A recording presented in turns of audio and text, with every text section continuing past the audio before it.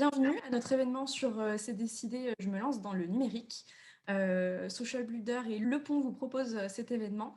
Et c'est un événement assez spécial puisque du coup, on a décidé de vous le présenter dans le cadre d'une semaine spécifique que nous faisons autour du 8 mars, qui est la Journée internationale des droits des femmes.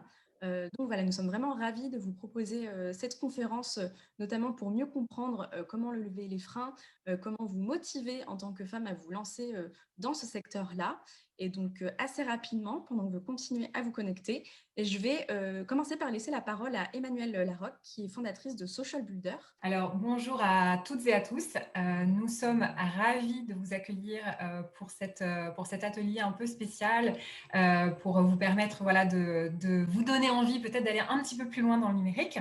Alors, je vais vous représenter rapidement Social Builder. Donc, nous sommes une entreprise sociale qui travaillons à l'inclusion des femmes dans l'économie numérique. Donc, nous travaillons à la fois sur l'orientation des femmes, tout ce qui va être développement de leurs compétences et l'insertion professionnelle. Donc, nous formons à la fois des blocs de compétences, mais aussi à des métiers et des métiers qui recrutent. Il faut savoir qu'il y a 35 000 postes d'ouverts dans le numérique actuellement qui ne cherchent qu'une chose, des personnes qui ont envie de rentrer sur ces métiers. Donc, parmi nos parcours, je vais vous les citer très rapidement, mais ils sont extrêmement en demande, en tension. Il y a des parcours de développement web, développement d'applications mobiles, tout ce qui a trait à la gestion de données. Je fais un petit clin d'œil au pont. Intégratrice web, consultante CRM Dynamics et consultante CRM Salesforce, mais aussi tout ce qui va être de la chefferie de projet, le développement sur Java et tout ce qui va être autour de l'accompagnement à l'innovation. Toutes ces formations sont certifiantes et elles sont gratuites. Et nous travaillons en parallèle de tous ces programmes avec des organismes de formation, des entreprises, mais aussi des territoires à mieux intégrer la culture de la diversité et mieux intégrer et faire évoluer les femmes. Voilà, aujourd'hui, ce sont 55 000 femmes que nous avons accompagnées dans le numérique aux côtés de professionnels engagés. Et nous sommes ravis aujourd'hui de pouvoir accompagner un petit peu cet engouement pour la place des femmes dans le numérique à travers cet atelier. Eric, je te donne la parole. Merci beaucoup. Merci Aurélie pour l'introduction. Bonjour à tout le monde là qui nous rejoint. On est très content effectivement de partager cette session aujourd'hui. Donc moi je m'appelle Eric Campanini, je suis le cofondateur de cette société qui s'appelle Le Pont, qui est le leader de la formation à la data. Et on a par exemple, et on en parlera un peu plus tard, des formations intensives, format 3 mois, professionnalisantes, avec des partis pris assez forts. Un premier, c'est l'excellence de ce qu'on peut délivrer. En tout cas, on essaye. Et il se trouve que les formations que nous menons sont certifiantes Berkeley. Le deuxième parti pris sont des formations donc, de 3 mois, 100% dédiées à des femmes. Et on est très heureux de pouvoir le faire avec Social Builder. Et le troisième parti pris, c'est un vrai accompagnement, à la fois sur des compétences techniques, des compétences métiers, mais aussi des compétences humaines qui sont l'ensemble des éléments dont on a besoin. Et c'est la raison pour laquelle on a poussé ensemble avec Social Builder pour proposer ce type de solution aux femmes qui souhaitent se lancer dans le numérique. Que vous dire de plus? Il se trouve que ça a été aussi un peu à l'origine de cette table ronde. J'ai l'occasion d'écrire un livre qui s'appelle « Le digital, c'est comme le vélo, ça s'apprend » et qui est parti un peu d'un coup de gueule en se disant mais fondamentalement, il y a énormément d'opportunités, tu le rappelais Emmanuel, dans le domaine du digital. Le digital est une formidable opportunité pour trouver un job, le garder et soyons fous s'y épanouir. Il y a énormément d'aides et de soutien. Tu citais les formations effectivement gratuites, la formation bootcamp de data analyst que Le Pont délivre. C'est une formation effectivement qui est 100% financée par Pôle emploi. Donc on a cette chance-là. Maintenant, il faut juste passer à l'action. Et vous trouverez dans ce livre toute une série de conseils très pratiques pour justement se dire de quoi est-ce qu'on parle, qu'est-ce que je peux faire, comment est-ce que je peux le faire. Et on va en parler avec Emmanuel, comment je peux lever un certain nombre de freins. Et ce qui est important aussi, et c'est tout l'intérêt de cette table ronde aujourd'hui, vous allez voir qu'il y a en fait dans le livre 2 bonus.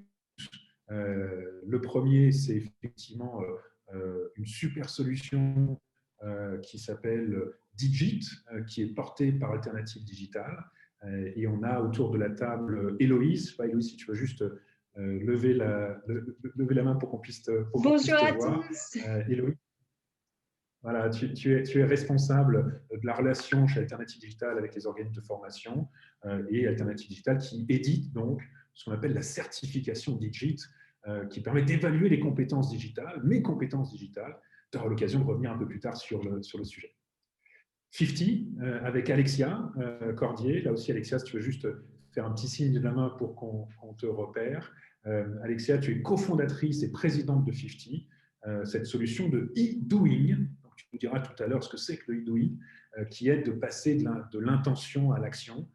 Et là aussi, pour vous aider, vous qui vous posez des questions par rapport au fait de se lancer dans le numérique, comment est-ce qu'on peut faire.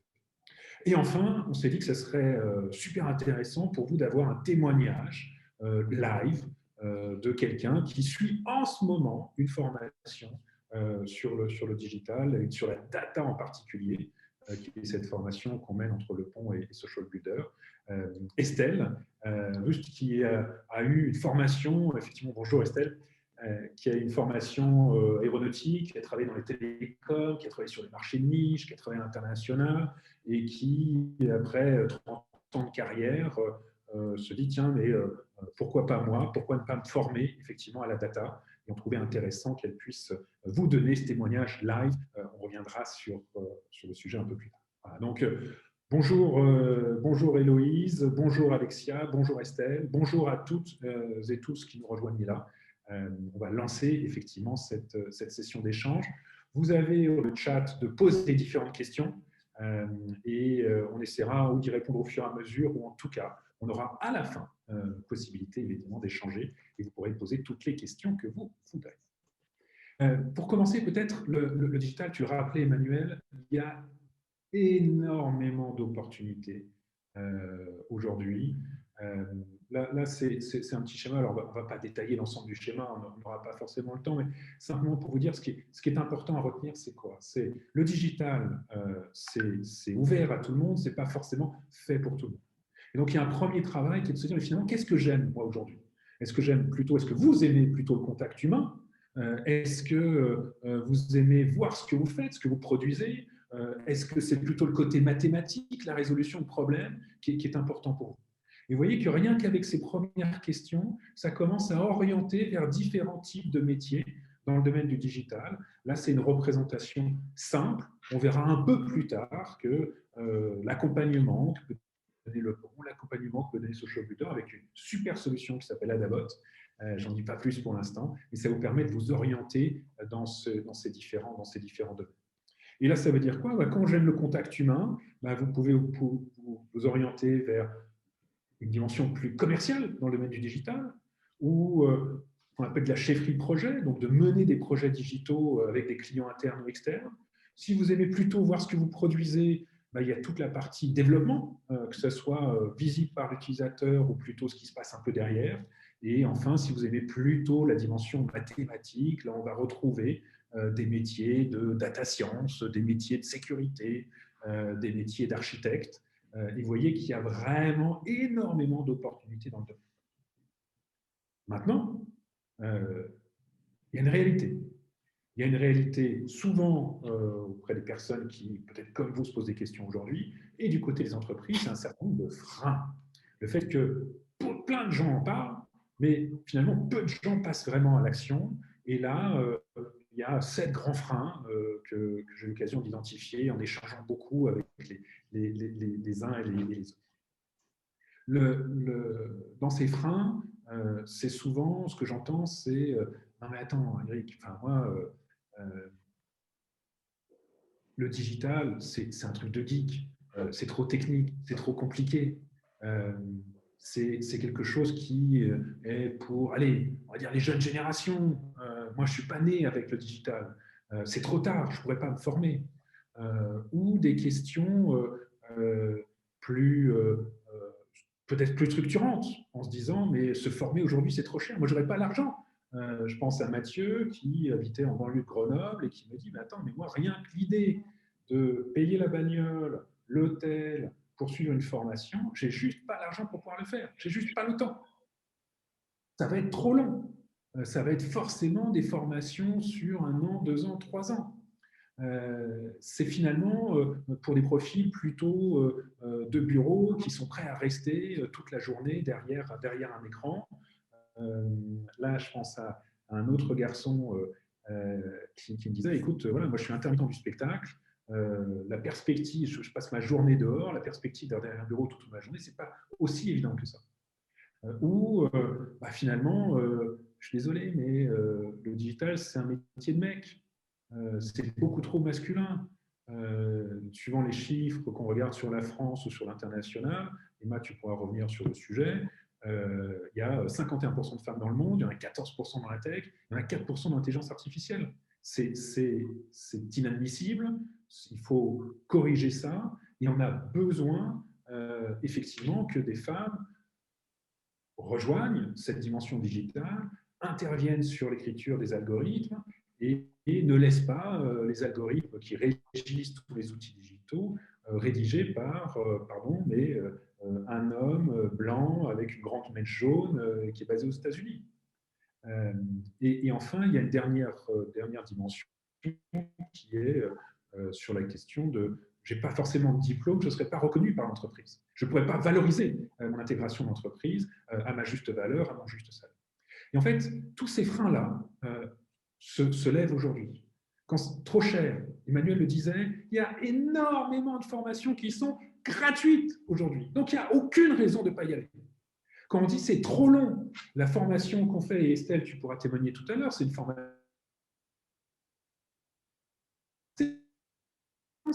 C'est 400 heures, il faut y aller, etc. C'est compliqué, mais c'est possible. Et en 3 mois, vous pouvez suivre une formation professionnalisante. C'est-à-dire trouver un job derrière. Et on n'est pas obligé d'attendre la rentrée de septembre pour pouvoir faire ça. Je disais qu'il y avait des freins, et j'en ai cité, j'ai donné quelques clés sur certains. Il y a aussi un frein côté entreprise, et là aussi, c'est une autre forme de coup de gueule. On ne veut pas faire d'angélisme, ce n'est pas aussi facile que ça. Toutes les entreprises n'accueillent pas à bras ouverts des personnes qui n'ont pas fait toute leur carrière dans le digital, etc. Par contre, vous pouvez être accompagné, vous pouvez être aidé dans votre recherche, vous pouvez être préparé à ces métiers et à ces métiers du digital, à la fois sur des compétences techniques, métiers et comportementales, pour vous insérer et réussir dans le domaine du digital. Donc là aussi, mon dernier message, avant d'interroger Emmanuel, je serais preneur d'avoir ta réaction par rapport à tout ça, c'est de dire les opportunités sont là. Pour trouver un job, le garder, s'y épanouir, le digital est un formidable outil. Il y a tous les dispositifs qui sont là, sans tomber dans l'angélisme. Mais il y a vraiment, vraiment moyen de faire de très, très, très belles choses aujourd'hui. Voilà sur les premiers messages pour poser un peu le cadre. Et Emmanuel, moi, avec toute l'expérience que tu as, tu disais que vous avez accompagné plus de 55 000 femmes, ce qui est phénoménal.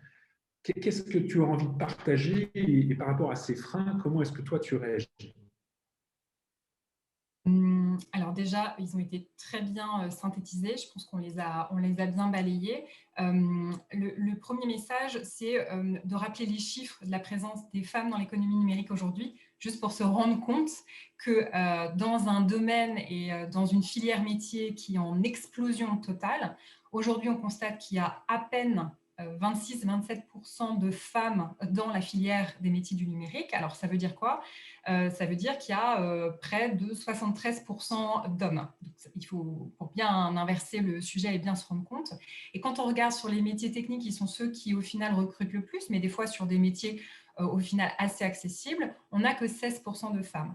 Et on en trouve encore, alors de manière de plus en plus importante dans les formations continues, mais ça reste quand même des chiffres qui représentent assez fidèlement la réalité. Donc aujourd'hui, on se rend compte que le numérique est la filière métier où la mixité a décliné sur les 40 dernières années. C'est le seul filière de métier où en fait on a perdu des femmes, bien qu'elles étaient présentes très en amont et qu'au début, les métiers du développement informatique étaient des métiers très féminisés.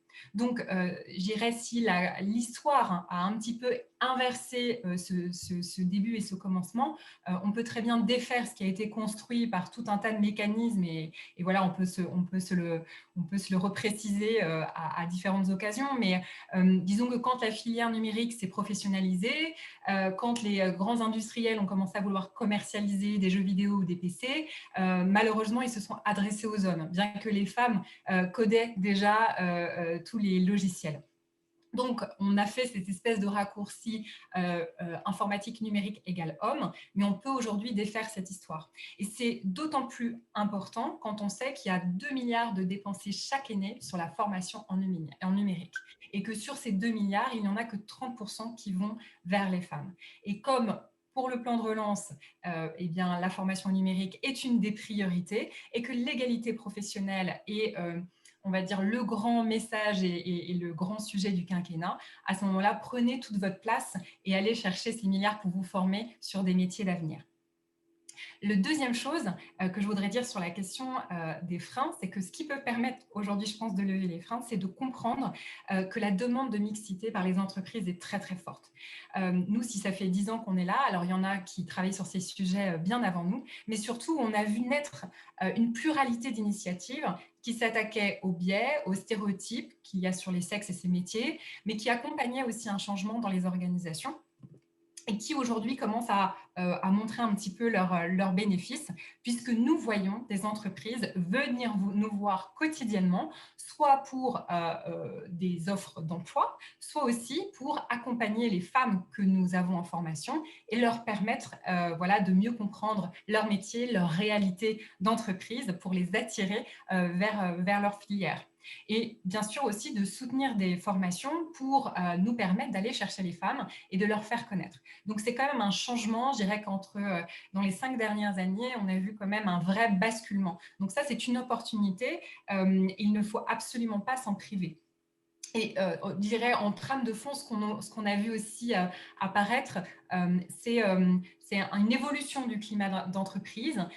Aujourd'hui, je dirais très simplement que voilà, tout ce qui est comportements sexistes sont des comportements has-been. Les cultures évoluent on va dire de proche en proche et petit à petit. Mais en tout cas, aujourd'hui, vous trouverez plein d'environnements professionnels qui seront accueillants, bienveillants pour les femmes. Un autre levier important aussi et qui peut-être va vous engager fortement, c'est que les entreprises ont commencé aussi à travailler, à se révolutionner dans leur processus de recrutement et de mobilité interne. Nous avions un gros verrou, en effet, qui était la question du diplôme et on les a accompagnés et on a un certain nombre d'entreprises qui ont fait aussi ce grand saut sur des outils qui leur permettent de mieux accueillir des reconversions professionnelles, de mieux engager leur management. Et on voit des entreprises qui se sont fixés des objectifs avec des indicateurs de performance et des bonus aussi de managers qui y sont associés. Et donc, moi, je vous encourage à observer quelles sont ces entreprises qui ont fait un travail de fond, mais aussi qui se sont donné des objectifs, qui souvent communiquent de manière très visible sur ces objectifs et d'aller les voir bien sûr en priorité parce qu'elles ont déjà fait une grosse partie du chemin et ce sont à la fois des grandes entreprises et notamment des entreprises numériques comme un certain nombre de nos partenaires que je vais citer parce que je trouve qu'elles font un travail vraiment remarquable, Microsoft, Accenture, Salesforce, IBM, Octo, des entreprises comme Le Bon Coin, comme Doctolib, qui sont des entreprises qui vraiment investissent sur ces sujets. Et aujourd'hui, voilà, il faut que vous alliez aussi vers celles qui sont les plus gourmandes et qui ont vraiment une intention claire de vous recruter.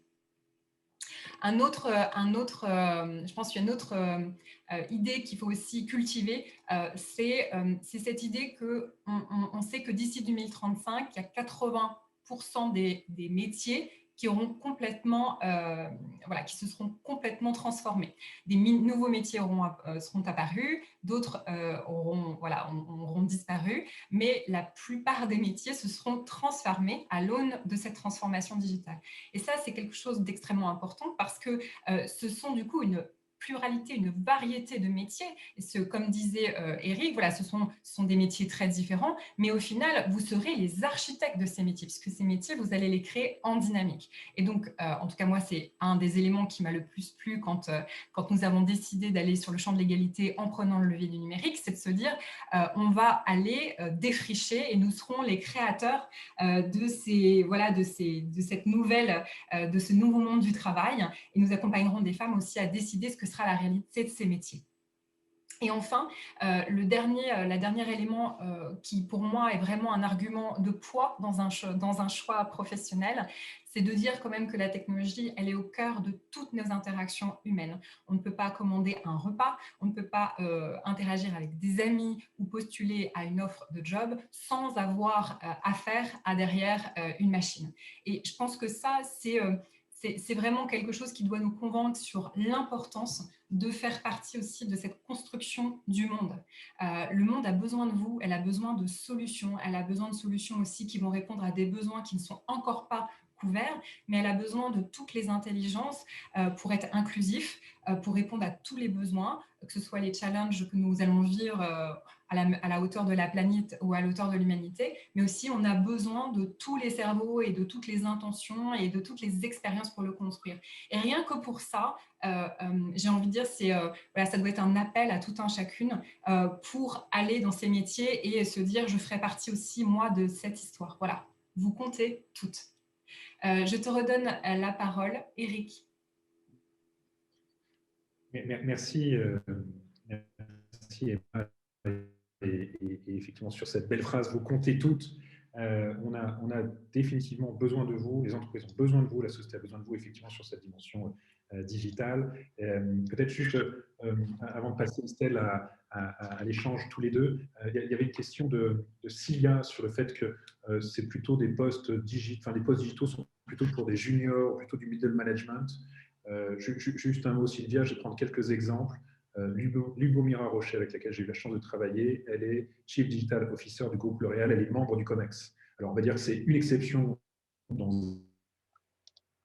Si on prend une autre personne chez Nathalie Victoria, c'est elle qui pilote toute la partie vente e-commerce directement aux consommateurs et consommatrices. Chez Allianz, la patronne de la data est une femme. Et donc, il y a non seulement des exemples très concrets, et aussi des postes qui sont extrêmement importants. Le patron du e-commerce Danone, je peux t'assurer qu'il pèse un poids effectivement très significatif aujourd'hui dans l'organisation, et ce n'est pas junior middle management. Et très rapidement, Anne, tu posais la question sur, vous posiez la question, parce que je tutoie peut-être un peu vite, vous posiez la question sur le fait que je ne parlais pas de marketing digital. En fait, c'est vrai que le schéma que j'ai montré est plutôt une illustration des métiers dans le digital. Et dans le livre, je reviens bien sur les métiers dans le digital ou les métiers qui sont nourris avec le digital, et c'est une bonne transition. Estelle, je revenais tout à l'heure sur ton parcours, hein, donc riche, important, plus de 30 ans d'expérience. Et toi, tu as fait le choix de te former à la data en format intensif, donc 3 mois. Là, cette formation, Le Pont et Social Builder. Pourquoi tu as choisi cette formation? Et ça donnera peut-être un éclairage aussi par rapport à la question de Anne. Alors, pourquoi tu choisis cette formation, Estelle? Alors moi, d'abord, pour reprendre ce que tu disais avant, j'ai décidé de passer à l'action. Alors, j'ai choisi cette formation, donc Eric vous l'a dit, moi j'ai donc une formation d'ingénieur en aéronautique, donc je suis très loin du digital. J'ai travaillé dans l'aéro, dans les télécoms, dans les marchés de niche, dans les services aéroportuaires. Et en définitive, tout au long de mon parcours, je me suis rendu compte que je construisais moi-même des petits outils à partir de fichiers Excel pour pouvoir suivre mes KPI et être encore plus compétente dans la tâche qui m'était confiée, puisque j'ai systématiquement occupé des postes de business développeur, de directeur du développement. Et je ne vais pas, à l'issue de la formation, travailler comme data analyst, mais je vais enrichir mon parcours avec la data analyse. Alors, pourquoi j'ai choisi cette formation? Premièrement, premier point, il est absolument indéniable quand vous allez aujourd'hui sur les sites d'offres d'emploi que l'analyse de données, les données, la data, on en voit partout. Ça, c'est une chose. Et comme le disait l'intervenante précédente, Emmanuel. voilà, exactement, c'est un domaine qui est en augmentation. La plupart des métiers vont se transformer. C'est un domaine dans lequel il y a peu de femmes, et il n'y a pas de raison qu'il y ait peu de femmes, parce que je vous assure qu'avec le groupe dans lequel je travaille aujourd'hui, on est très content qu'il y ait des femmes, parce que les questions d'éthique sont peut-être plus fondamentalement étudiées. Deuxième point, pourquoi j'ai pris cette formation? Parce qu'elle m'assure une indépendance. Parce qu'à chaque fois que j'étais en entreprise, quand j'avais besoin de données, parce qu'on me demande de faire du développement, donc je vais aller regarder quels sont les marchés, où est-ce que je peux trouver de nouveaux clients, je n'avais pas de données, j'avais juste mes données à moi qui sont insuffisantes. Donc j'étais obligée d'aller mendier auprès des directions marketing ou IT, où évidemment on traitait la demande quand le reste des urgences était traité, puisque ce n'était pas forcément une urgence. Je suis dans les sales, ce n'est pas une urgence. Et troisièmement, alors comme vous le savez toutes, nous sommes en période de Covid. Donc, pour celles qui sont en recherche d'emploi, il y a deux options. Soit vous vous mettez au bord de votre balcon du 4e étage et vous vous suicidez, soit vous décidez de passer à l'action et vous faites autre chose. Voilà. Okay. Option 2, option 2. Choix 2. Voilà. Choix 2, vous passez à l'action, vous apprenez une langue, vous faites quelque chose, vous avez le nez dans le guidon et en fait, vous vous en sortez grandi parce que cette période va s'arrêter. Et moi, comment je vais me positionner pour la suite? Je vais rester directeur du développement, mais je vais aller faire ce travail auprès d'entreprises qui vendent des solutions de traitement des données. Mais quand j'ai en face de moi un client et je veux lui vendre un produit dans les traitements des données, si j'ai travaillé, j'ai rien contre l'enseigne, mais je vais prendre Conforama, j'ai vendu des canapés pendant toute ma vie, mais je ne vais pas pouvoir vendre une solution intelligente de données si je ne connais pas le langage, le jargon, si je ne vais pas pouvoir montrer au gars à qui j'espère vendre la solution, tu vois, là, tu as un fichier Excel, mais tu vois, avec des données, tu vas avoir 500 000 lignes, tu ne vas rien pouvoir faire. Alors, moi, j'ai appris à les traiter maintenant et je sais me positionner et je vais savoir vendre la solution. Voilà, en gros. Et toc. Bon. Voilà. Faites quelque chose, vous avez 3 mois, c'est intensif, il faut bosser, il n'y a aucun frein. Eric m'a demandé tout à l'heure, alors on m'a parlé des freins, mais moi, je n'ai pas de frein, alors je les ai listés. Quels freins? Trop compliqué? Non. Alors non. C'est bien parce que tu fais les questions et les réponses, en fait. C'est parfait. Mais arrête-moi si tu veux, il n'y a pas de... Non, c'est très bien. Continue. Alors, trop compliqué, non. Non, franchement, on a dans le groupe est composé de 20 personnes aujourd'hui. Les profils sont très différents. Il y a des gens qui n'ont quasiment jamais fait de maths et qui sortent, qui ont fait plutôt du social avant. Mais bon, elles ont une appétence au départ, elles ont voulu le faire. Après, trop tard, non. Moi, j'ai 59 ans. Alors, si c'est trop tard, non, c'est rayé. Alors, trop cher, non, on vous l'a expliqué, c'est payé. Ça ne me coûte absolument rien. Trop masculin, moi, j'ai un diplôme d'ingénieur en aéronautique, donc j'ai déjà éradiqué cette difficulté. Il n'y a que des hommes dans l'aéro. Moi, ça ne me pose aucun problème.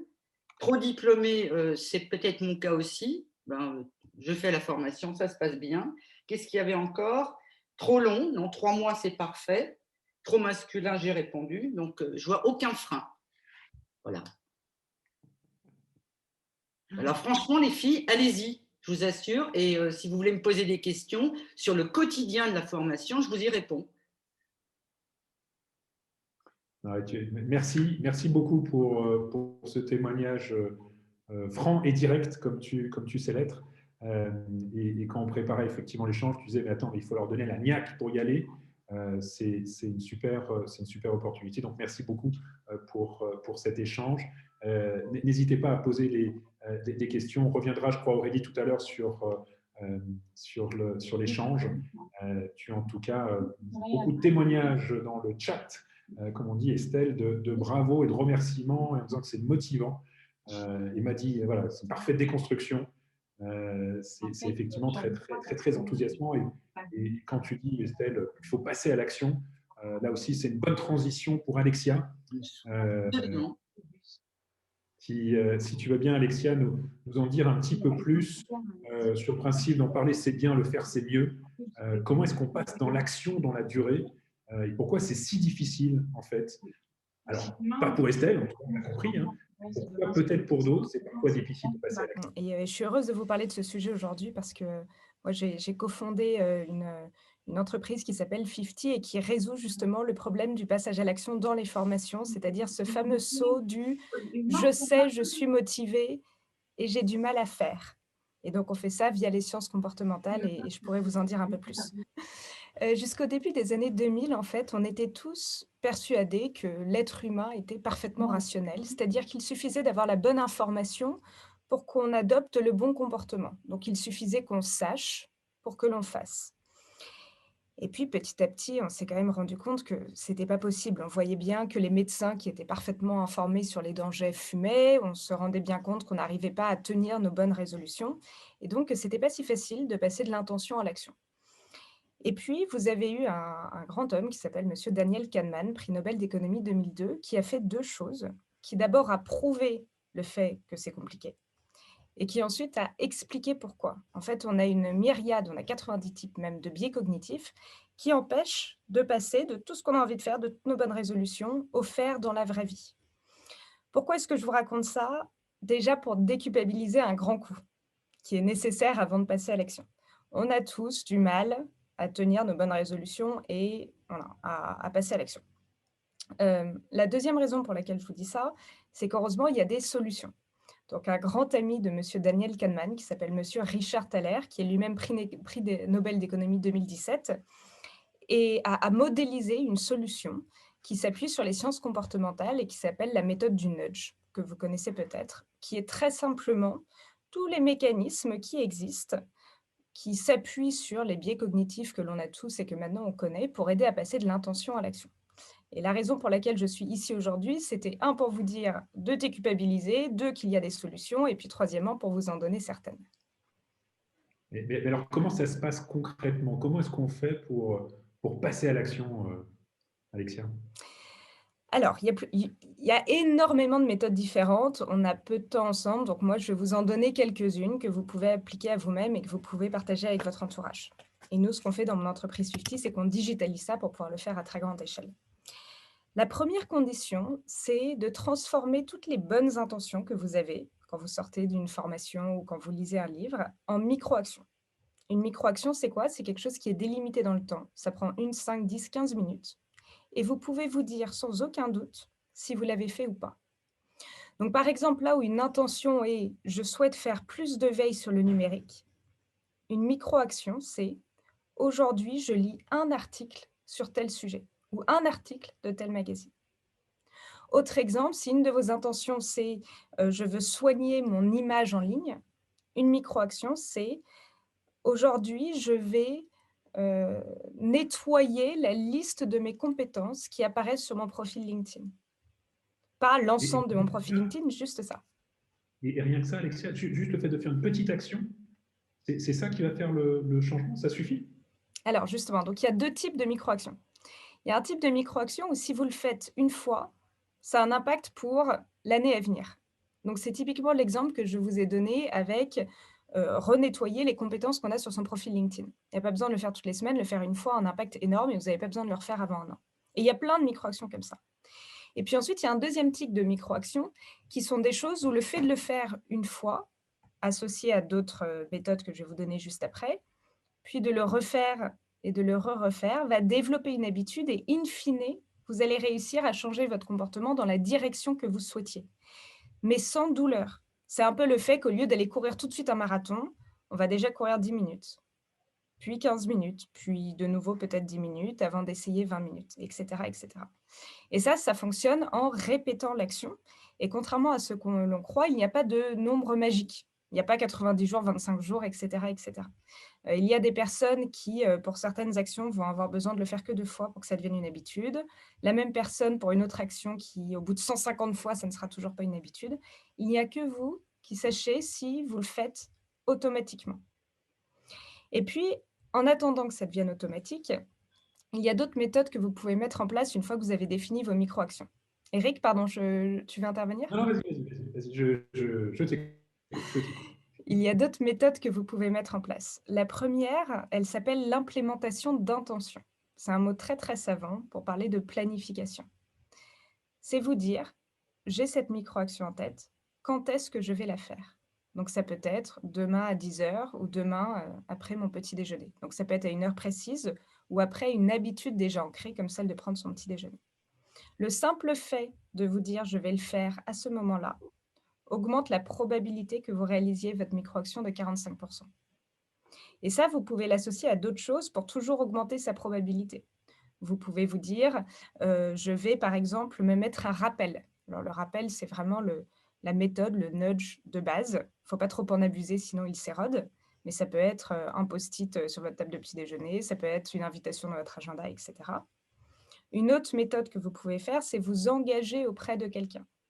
Si vous vous engagez auprès de la personne qui partage votre vie, de votre coach, et que c'est d'une amie ou d'un ami, etc., vous augmentez encore la probabilité de le faire.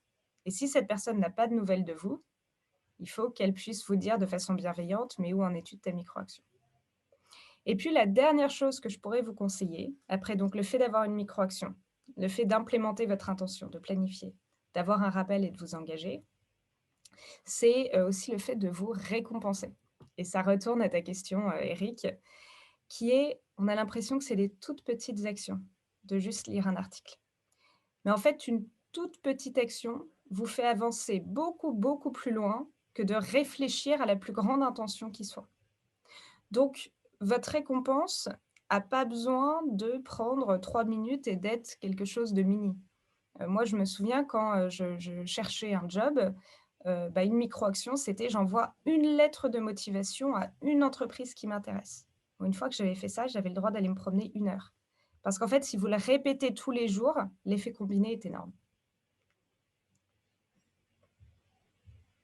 Excellent. Et du coup, merci pour ce témoignage très très clair et inspirant sur le fait effectivement de cette petite action et jusqu'à cette récompense. Dans les actions, Héloïse, est-ce qu'il n'y a pas finalement le fait de déjà commencer par faire son bilan de compétences et tant qu'à faire, de le faire avec Digit? Je rappelle que dans le bouquin, le digital c'est comme le vélo, ça s'apprend. Vous avez à la fois un accès à la plateforme et la solution 50 de Midwin, donc passage à l'action, mais aussi la possibilité de faire une évaluation des compétences. Pourquoi est-ce que, Louise, vous avez créé au sein d'Alternative Digital cette certification Digit? Alors, déjà, bonjour à tous. Donc, je vais vous expliquer un peu l'histoire du Digit. Les cofondateurs d'Alternative Digital ont dirigé des équipes dans le secteur des médias durant les 20 dernières années. Donc, ils ont été amenés à recruter tout type de profils et à constituer des équipes dans tous les métiers du digital. Plus généralement, à participer à la transformation numérique de leurs entreprises. Des entreprises qui ont été parmi les premières à prendre le virage du digital et aussi des pure players. À cette époque, évidemment, tout le monde était autodidacte en matière de digital et a appris à travailler avec le digital et à saisir les opportunités qu'offrait le digital. Et ce qu'il leur manquait finalement, c'était un outil qui permette d'évaluer les connaissances des collaborateurs pour pouvoir les amener vers des formations en fonction de leur niveau et puis aussi les métiers qui leur correspondent selon leurs compétences. Voilà, donc c'est pour cela que Alternative Digital a créé le Digit. C'est pour permettre d'évaluer les connaissances digitales et de les certifier. Et alors, du coup, concrètement, comment est-ce qu'on fait pour évaluer ces compétences? Alors, donc pour évaluer ces compétences, Alternative Digital a créé le DIAG by Digit. C'est un test de positionnement qui vous permet de connaître votre niveau de connaissances digitales dans 9 enjeux principaux. Donc, vous avez la communication, les contenus, le web marketing, la mobilité, l'expérience client, le collaboratif, la data, la technologie et le e-commerce. Voilà, en passant votre DIAG, finalement, vous obtenez une cartographie de vos connaissances et compétences digitales. Donc voilà, ça c'est la cartographie. Et puis du coup, vous allez avoir une idée de votre niveau et pouvoir mettre en place des actions pour progresser.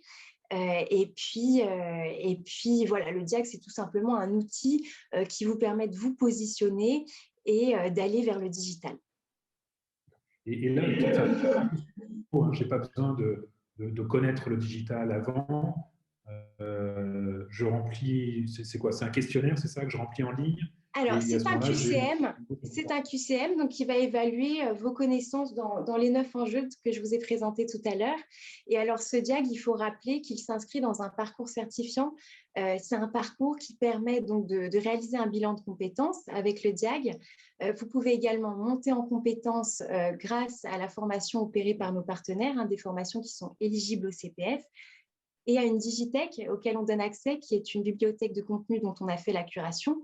Vous avez des articles de presse, des vidéos qui vous permettent de vous préparer à la certification. Pour apprendre, Voilà, tout à fait. Donc, au départ, on s'évalue et puis après, on retravaille avec la Digitech et puis avec les organismes de formation sur des domaines clés. On peut faire des formations métiers ou alors plus généralistes sur toutes les thématiques du digital.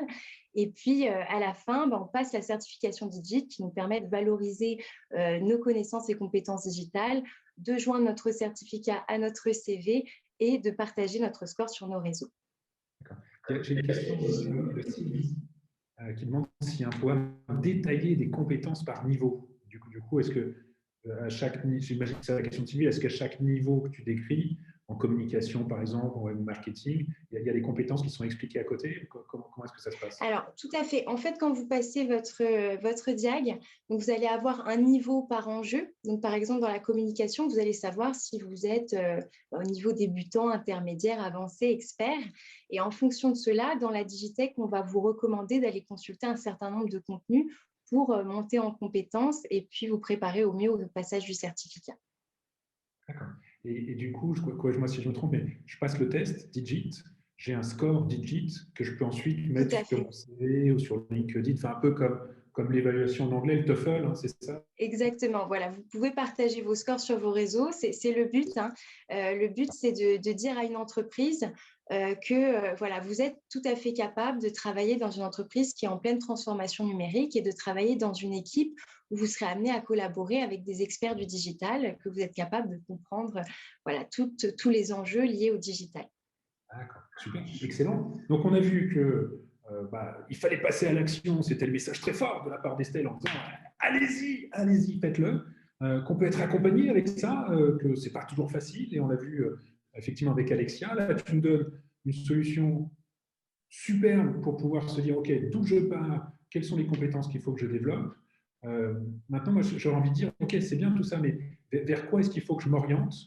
Qu'est-ce qu'il faut vers quoi je peux aller? On avait la question tout à l'heure d'Anne sur le marketing digital, ou est-ce que je vais sur du front-end, ou est-ce que je vais sur la cybersécurité ou autre? Comment est-ce que je peux faire pour m'y retrouver? Là, Lorraine, je crois que tu as des choses à partager sur ce que vous avez appelé côté social builder, Adabot, c'est ça?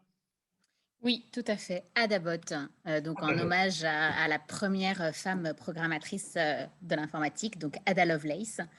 Donc c'est un coach digital en fait, Adabot, qui a vraiment pour objectif du coup de lever les freins, comme on a pu voir justement, de lever les freins, et pour se dire, souvent on se dit dans cette divergence de tous ces métiers, et je pense que Eric t'en a listé un certain nombre, et donc dans la diversité de ces métiers du numérique, c'est aujourd'hui, il y en a tellement, et en fait, soit je ne les connais pas, et du coup, je pense souvent que le métier du numérique, c'est soit le métier d'informaticien, informaticienne ou de community manager, soit sinon, en fait, je me dis, mais vers quel métier m'orienter? Et donc, c'est pour ça qu'on a développé ce coach qui a déjà pour premier objectif de démystifier ces métiers, parce qu'il y a plus de 40 métiers dans le numérique, et ensuite les faire connaître. Sa seconde mission, c'est de trouver votre métier. Si vous n'avez pas d'expérience dans le numérique, il y a de fortes chances pour que vous pensiez que peut-être qu'il n'y a aucun de ces métiers qui est fait pour vous. Parce que vous allez vous dire, honnêtement, moi, je n'en sais rien sur la cybersécurité. À part ce que je lis, je ne suis pas forcément tellement à l'aise. Donc, comment est-ce que savoir si je suis faite pour ça ou si je suis faite pour ça? Eh bien, donc, on a développé dans Adabot un quiz d'orientation qui s'appuie sur vos compétences humaines. Donc, c'est les compétences et du coup, on en a parlé avant avec les différents outils qu'on a déjà évoqués, c'est les compétences que chacun et chacune a, qui sont des compétences qui sont essentielles dans chacun de ces métiers. Et donc, chacun de ces métiers ne sont pas forcément, il n'y a pas forcément besoin d'avoir une expertise technique pour pouvoir entrer dans ces métiers-là. Ensuite, une fois que du coup vous avez fait ce quiz vous oriente vers les grandes familles de métiers qui pourraient être susceptibles de vous correspondre. Et donc, du coup, il y a une présentation de ces différentes familles de métiers qui sont rassemblées dans 6 familles. Donc, les métiers de la donnée, les métiers de la programmation et du développement, les métiers de l'interface et du numérique, les métiers de l'infrastructure et du réseau, les métiers de la communication et du marketing, et dernier métier, les métiers autour du business et de la stratégie. Et du coup, Et donc, pour ça poursuit. choisir, du coup, pour choisir, on m'explique quels sont les différents métiers, c'est ça? Et c'est comme ça que je les découvre. Et je peux Alors, choisir à la suite du quiz, on va t'indiquer le métier qui, selon tes compétences humaines, pourrait être le plus matché avec tes compétences humaines. Donc, tu vas peut-être avoir une ou deux familles. Compte tenu de la réponse au quiz, du coup, tu m'accompagnes vers un métier qui pourrait te plaire. Être a priori, qui pourrait mieux correspondre, c'est ça? Exactement. Donc, je vais te dire, à la suite de ton quiz, peut-être que du coup, pour toi, Eric, au vu de ce que tu as répondu dans ce quiz, c'est plutôt les métiers de la programmation et du développement et les métiers de la donnée, par exemple, qui pourraient être vraiment dans ces familles de métiers à prospecter. Donc, ça permet de recentrer un peu plus ton choix et de se dire, OK, dans cette foultitude de métiers, je peux me focaliser sur certains métiers un peu cibles et commencer à aller affiner un peu plus en détail, puisque à la suite de ça, il y a des fiches métiers donc, qui présentent chacun de ces métiers de manière ludique. Vraiment pour pouvoir, parce que parfois, effectivement, dès qu'on rentre dans des jargons techniques, on se sent complètement freiné pour les découvrir plus en détail. Donc, voilà, mon idée, c'est d'aller... Aurélie, Pardon. Pardon, Lorraine, mais je crois que Aurélie, tu as mis dans le chat le lien pour tester directement Adabot. Tout ça est évidemment gratuit et accessible à tout le monde, c'est ça? Tout à fait. Donc, Adabot est vraiment gratuit, il est accessible à tout le monde et puis surtout, il a encore d'autres fonctionnalités qui peuvent être intéressantes dans le cadre de votre projet. C'est-à-dire que, une fois que vous êtes avancé vous êtes dit, OK, peut-être que moi, en fait, j'ai envie d'aller sur les métiers de la data. Mais avant de me lancer dans une formation, par exemple, je dis au hasard de la data, parce qu'on en a parlé régulièrement depuis le début de cette conférence, mais du coup, avant de me lancer directement dans une formation autour de la data, si j'échangeais avec un ou une professionnelle du métier pour être sûr que ça me correspond bien. Donc, c'est un peu l'équivalent d'un entretien avec un professionnel. Donc là, à Adabot, il y a une option qui s'appelle mentorat, faire appel à un ou une mentor. Et donc, du coup, vous pouvez poser votre besoin à l'intérieur de ce coach digital qui ensuite va vous mettre en relation avec un professionnel du secteur avec qui vous pourrez échanger pour tester votre projet, mieux comprendre ce que c'est que le quotidien d'un ou d'une data analyst, data scientist, et c'est quoi les compétences attendues, c'est quoi la vie type, la journée type un peu de si je fais ce métier-là, à quoi je vais dédier mes journées. Et je fais juste une remarque, Magali, je vais me faire ton porte-parole. Il y a une question sur comment améliorer au jour le jour, et Aurélie, tu as répondu. Effectivement, n'hésitez pas à remonter les éléments. On est quand même sur des métiers qui évoluent très vite et qui s'enrichissent au fur et à mesure. Donc, c'est quand même une très bonne solution. Et c'était l'objectif de partager avec chacune, avec Héloïse sur la partie digit, avec Alexia sur le fait de se lancer dans l'action, et avec toi, Lorraine, sur quand même ce formidable outil d'orientation. Donc, merci beaucoup. Je regarde l'heure, il nous reste encore une bonne dizaine de minutes. Je voudrais juste peut-être, si vous aviez les unes et les autres un conseil, un message, vous avez été hyper concrète et je vous en remercie. Continuons à l'être. Un message concret à passer à chacune des personnes qui nous écoutent aujourd'hui et qui se posent la question.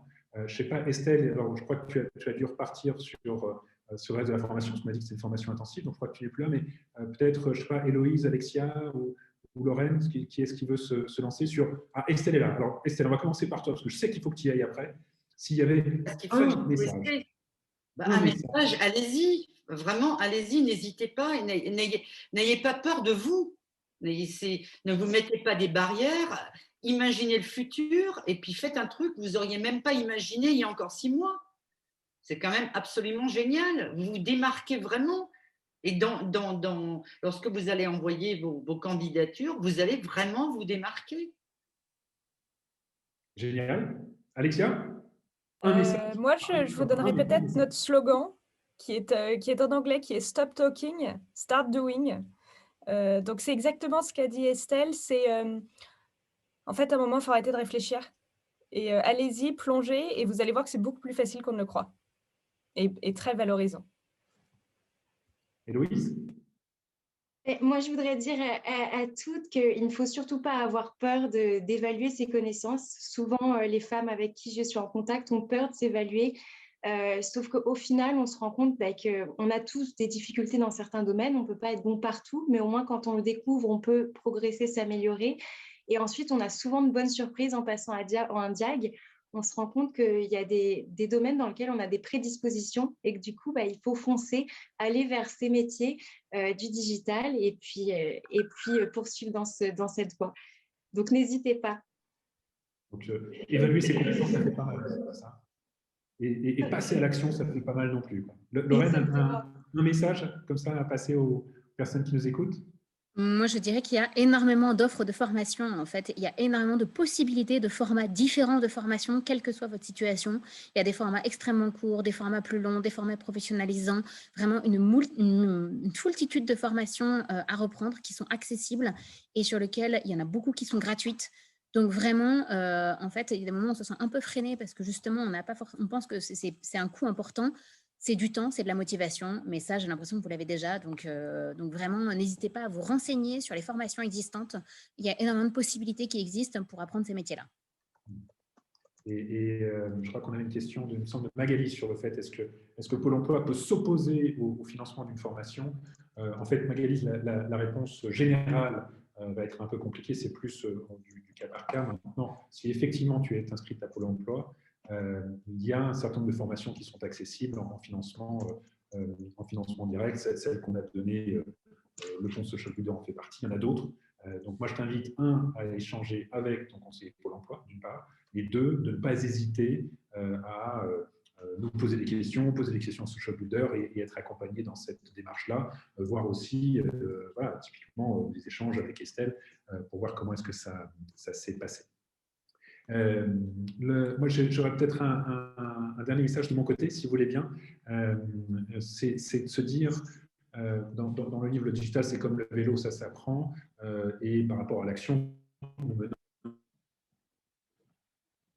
menons effectivement beaucoup de personnes qui, comme le disait Alexia, sont passées à l'action, comme le témoignait Estelle.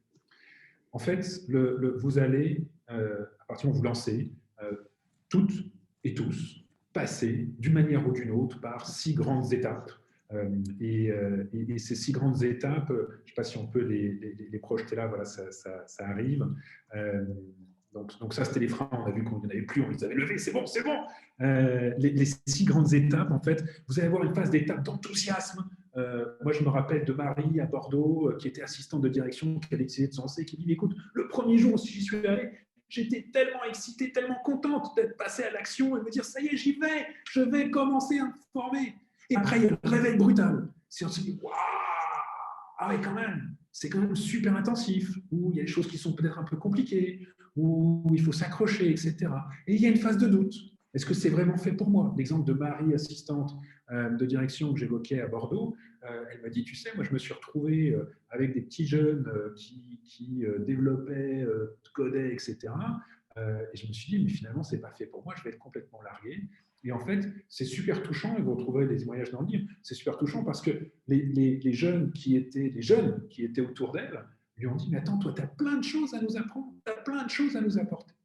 Et là, il y a un second souffle qui se met en place, l'espoir revient, et là, c'est l'accomplissement, la formation se termine, ça y est, j'ai mon diplôme, ma certification, je me lance effectivement dans ces actions-là, et que ce soit avec des solutions comme 50 ou tout l'engagement des personnes autour de vous, vous pratiquez toutes ces petites actions, et il y a un message qui est important, je crois, c'est de se dire que de toute façon, on est dans cet univers digital, qu'on le veuille ou non, Emmanuel le rappelait tout à l'heure. Maintenant, vous allez avoir l'opportunité d'apprendre en permanence. Et vous allez aussi, au travers de ces formations, apprendre à apprendre et vous familiariser et découvrir, avoir la curiosité pour le faire. D'autres l'ont fait, allez-y, c'est formidable de pouvoir travailler sur ces dimensions-là. Aurélie, je crois que tu as regardé les différentes questions. J'ai essayé d'y répondre au fur et à mesure. Alors, il y a une question de Julie, question pour Lorraine. Est-ce que vous recherchez des mentors pour répondre à vos futures apprenantes? Donc, je crois que la réponse est non, évidemment. Vous ne cherchez personne, vous n'avez surtout pas envie de vous ouvrir au reste du monde, c'est ça, hein? C'est ça, exactement, exactement, évidemment, tu as bien saisi. Donc, non, nous sommes à la recherche évidemment de mentors qui ont envie de s'engager à nos côtés, qui ont envie d'accompagner les femmes que nous accompagnons. Donc, n'hésitez pas à vous manifester auprès de nous. Je crois qu'il y a une slide ensuite avec des contacts, donc vraiment, n'hésitez pas, on sera ravis. Oui, là, tout à fait. Peut-être qu'on peut mettre effectivement la dernière slide avec les contacts pour que vous n'hésitiez pas à envoyer les mails directement. Une question, c'est diplômants certifiants sur le marché du travail, les entreprises ne choisissent-elles pas des gens diplômés plutôt que certifiés? Merci Sandra pour la question. En fait, ça dépend du domaine dans lequel vous pouvez être. Alors, je fais référence encore une fois au bouquin, mais vous avez un certain nombre de conseils sur comment choisir un organisme de formation. C'est vrai que les équivalences en termes de diplôme, il y a aujourd'hui ce qu'on appelle des titres RNCP qui donnent des équivalences Bac plus 2, Bac plus 3, Bac plus 4. C'est évidemment un atout. Les certifications, il faut bien regarder qui est-ce qui délivre la certification. Il se trouve que nous, les certifications qu'on délivre sont des certifications de l'Université américaine de Berkeley. C'est différent, pour le dire simplement, qu'une certification d'un organisme qui ne serait pas du tout reconnu. Donc oui, tu as raison, il faut faire attention à cette dimension-là. Et ça se travaille aussi beaucoup par projet professionnel. Estelle, effectivement, tu disais que dans le groupe, il y a dans le groupe là, qui suit la formation Data Analyst, Le Pont et Social Builder, il y a des filles qui ont déjà trouvé un emploi avant même que la session se termine. Voilà. J'ai une autre question. Oui, il faut être disponible toute la journée. Si vous voulez que je vous explique un peu la logistique, si ça vous intéresse, c'est que ça démarre le matin à 9 h. Vous mettez votre réveil à l'heure que vous voulez. En tous les cas, à 9 h, vous êtes devant votre ordinateur. Alors, soit c'est des cours, soit on a des ateliers avec des cas précis à traiter, mais tout le monde a un niveau différent au départ. Et il y a une entraide extraordinaire dans le groupe. Personne n'est laissé au bord de la route. Il y en a une qui merdouille sur un point particulier, hop, les suivantes viennent l'aider. C'est absolument génial. Après, on s'arrête à peu près vers 12h30, on reprend vers 1h15, mais il y a des jours où on ne s'arrête pas du tout, où on a juste un quart d'heure. Il faut savoir que c'est beaucoup de travail. Mais si vous le faites, il faut le terminer parce qu'il faut le faire, quoi. Il faut respecter vos engagements. Et puis, on reprend et on s'arrête en général vers 17 h. Mais le soir, vous pouvez être amené, surtout au début, où on apprend de nouveaux outils. Enfin, moi, personnellement, j'ai pas mal bossé le soir. Alors, pour celles qui ont des jeunes enfants, on s'organise. De toute façon, on trouve toujours le moyen de s'organiser et puis on trouve un petit bout dans le week-end. Voilà. Merci Estelle. J'ai une question de Marie-Floriane qui dit « Je viens de constater que les programmes sur votre site sont pour les gens en Île-de-France. Est-ce qu'il y a un programme pour les femmes en province à distance ?» Alors, les cours effectivement sont en distanciel. Avec quelques sessions en présentiel dans le respect des gestes barrières, Covid, etc. Pour se redonner un peu de contact humain à distance. Et il y a des déclinaisons qui vont se faire, alors je ne sais pas où tu es Marie-Floriane, il faut peut-être qu'on en discute plus directement, en province, notamment sur Nantes, sur Bordeaux, et on est en train de regarder sur Lyon et sur Lille. Et là aussi, c'est un frein qui s'est levé, c'est peut-être une des notes positives, c'est qu'en distanciel, c'est possible, en distanciel, ça marche, et c'est tout à fait gérable.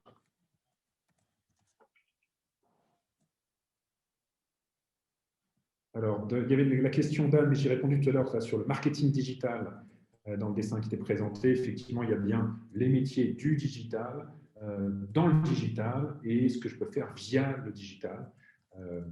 Il faut bien prendre conscience aussi que ce sont des compétences de base que vous devez avoir n'importe quel métier, quel que soit le métier dans lequel vous exercez. Dans le domaine vous pouvez être dans tout ce qui est juriste, par exemple, vous avez besoin de digital. Vous pouvez être dans le commerce, vous avez besoin de digital. Vous pouvez être dans les achats, vous avez besoin de digital. Vous pouvez être sur une chaîne de production, il y a besoin de compétences digitales. Donc, tous les métiers sont concernés. Il y a dans le digital et via le digital. Aurélie, je me tourne virtuellement vers toi pour voir s'il y a d'autres questions et d'autres échanges sur le sujet. N'hésitez pas. Nos formidables intervenantes sont là pour y répondre. Alors, il y a Magali qui pose une question. Merci Aurélie. Il y a Magali qui pose une question. Est-ce que votre formation est reconnue aux États-Unis? En fait, à partir du moment où j'évoquais qu'elle est en certifiante Berkeley, elle est bien certifiante par l'Université américaine de Berkeley. Donc oui, tout à fait. Et ça a le mérite d'être reconnu du coup d'un point de vue international. Et ça a une évocation forte côté entreprise. On forme aussi des personnes en entreprise, mais c'est une évocation forte, effectivement, côté entreprise. Stéphanie qui demande est-ce qu'il y a des cours du soir? Alors, dans le cas particulier du bootcamp dont on parle là depuis tout à l'heure, on est sur les horaires qu'a évoqué Estelle. Maintenant, Lorraine, tu me confirmeras. De notre côté, nous, on fait des formations data, effectivement, en cours du soir, qui permettent effectivement de lancer. Et Lorraine, évidemment, il y a plein d'autres offres dans le digital, dans des formats complètement différents. Tu veux peut-être en dire un mot et après, peut-être Aurélie, qu'on pourra ouvrir directement sur les questions directement à l'oral. Je crois qu'on a encore un peu de temps pour pouvoir le faire. Vas-y, Lorraine. Du coup, sur les formations, effectivement, en tout cas chez Social Builder, nos autres parcours de formation sont aussi comme la formation de data à temps plein, donc plutôt pendant la journée. Mais en revanche, sur Adabot, il y a 400 formations qui sont référencées avec plein de formats très variés, en fait. Donc, c'est des formations sur toute la France de plein d'organismes de formation, des parcours de reconversion. Donc, il n'y a pas de formation qui commence, vous n'êtes pas parti pour un programme de 3 à 5 ans, rassurez-vous. Ça va de premier niveau de formation à des parcours qui durent à peu près une semaine au plus petit et surtout qui vont jusqu'à 18 mois à peu près, qui est vraiment la durée probablement d'un contrat professionnel. Et là-dessus, il y a vraiment toutes sortes de formats qui existent. Après, je ne vous cache pas que quand vous voulez partir vraiment sur des parcours de reconversion sur lesquels ce n'est pas forcément un upgrading des compétences, ça demande un certain temps. Et comme Estelle l'a précisé, c'est effectivement des moments où il y a pas mal de travail pour en tout cas se reconvertir. C'est aussi, ça prend un peu de temps. Et donc, du coup, il y a un certain nombre d'heures pour pouvoir activer ce parcours de reconversion. Et on a une question de... Merci, Lorraine. On a une question de Magali qui demande quand est-ce que la prochaine session commence. Donc, si on parle bien, encore une fois, de cette formation Bootcamp Data Analyst, le pont Social Builder, ça sera début avril. Et je crois que Geoffroy a dû mettre le point de contact. Vous l'avez d'ailleurs sous les yeux. Vous pouvez m'écrire directement pour qu'on puisse y répondre. Est-ce qu'il y a d'autres questions ou est-ce que Alexia ou Héloïse, vous voulez passer un ultime message à toutes les personnes qui sont autour de la table? Moi, ce que je vais dire, c'est si vous souhaitez passer votre diag, n'hésitez pas à me contacter en allant sur le site alternativedigital.com. Vous faites une demande de contact et puis je me ferai un plaisir de discuter avec vous de votre projet, de faire des choix de formation, etc. Alexia, tu veux dire un dernier mot avant qu'on passe peut-être la parole à Aurélie pour… Stop talking, start doing. Tenez-nous au courant. Bon courage. Merci beaucoup. Merci pour tous ces témoignages très, très concrets, très vivants. Merci Social Builder d'avoir organisé cette session. Merci pour toutes vos questions très concrètes et qui sont très enthousiasmantes. Aurélie, je te laisse le soin de clôturer la session. Oui, merci beaucoup Eric. Donc, merci à toutes nos intervenantes qui étaient là aujourd'hui. J'espère qu'elles vous auront partagé de beaux conseils. Au vu des messages que j'ai vus dans le chat, je pense que oui. Donc, en tout cas, voilà, je tenais à vous remercier encore. Et merci aussi à toi, Eric, d'avoir participé à animer cette table ronde. Donc, voilà, en tout cas, on est vraiment toutes et tous très heureuses de vous avoir proposé cet événement, de savoir que ça vous a plu. Et puis, on se dit à très bientôt. Donc, la conférence sera disponible en replay. On communiquera dessus sur les réseaux sociaux dès qu'elle sera disponible. J'ai vu que certaines personnes m'ont fait la demande, donc pas d'inquiétude. Et puis sinon, on se retrouvera assez vite pour d'autres événements. Merci beaucoup à toutes et à tous et passez une très belle journée. Au revoir. Merci, au revoir. Merci tout le monde.